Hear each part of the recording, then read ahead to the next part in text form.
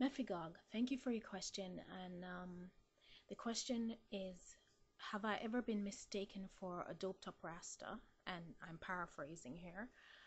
And do I have any funny stories about that happening to me? And I guess the context of being mistaken for a Rasta is that I'm from Jamaica, and someone would stereotype me because that's where I'm from. Well, the answer is no. I have never been mistaken for a doped up Rasta, and I think the simple reason is that I would say for the most part I'm a fairly conservative dresser. I don't wear the paraphernalia of a Rasta. I don't wear tams. I don't have dreadlocks. Um, I really don't dress in a flashy way. Um, and so someone probably would not look at me or hear my accent and automatically think that, you know, I sort of, smoke dope and that kind of thing. So I think that's the reason why I have never had that experience. I have, however, been stereotyped in other ways, simply for the fact that I come from Jamaica.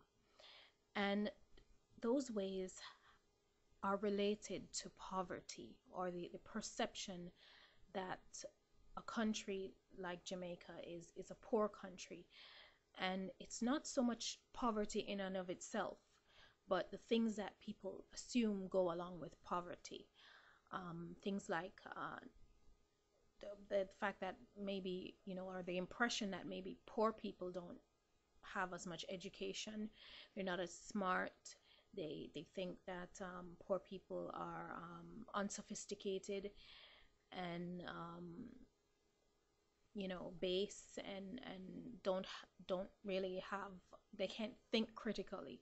Therefore, if you come from a poor country, as Jamaica is portrayed as, and there is some truth to that, then surely you must be all of those things I just listed. Now, we understand that the media tends to gravitate toward extremes. They're not interested in the middle where most people live. And Jamaica, like any other society, has quite a large middle class. And of course, there is crushing poverty there as well. And there are people who are extremely wealthy. But most people are just ordinary, average people, working class or professional. And I guess that's probably where I would fit. Now, another curious way that I am stereotyped, or I guess a symptom of stereotyping, is that as a black woman, there is this thing where you are not allowed to have a preference. So when you express a preference, and it can be in any kind of scenario, you express a preference, you are questioned, you're challenged on your preference, you are sort of mocked for your expressed desire and for your opinion. Sometimes, you are bartered down. I think nickel and diamond is the phrase that would work there. You're sort of bartered down to the level that that person may think you ought to be at, based on your color, your race, where you're from, what have you. And you're sometimes forced to accept less because of that, because that's what people think your value is. And they think you ought to be grateful for that lesser value.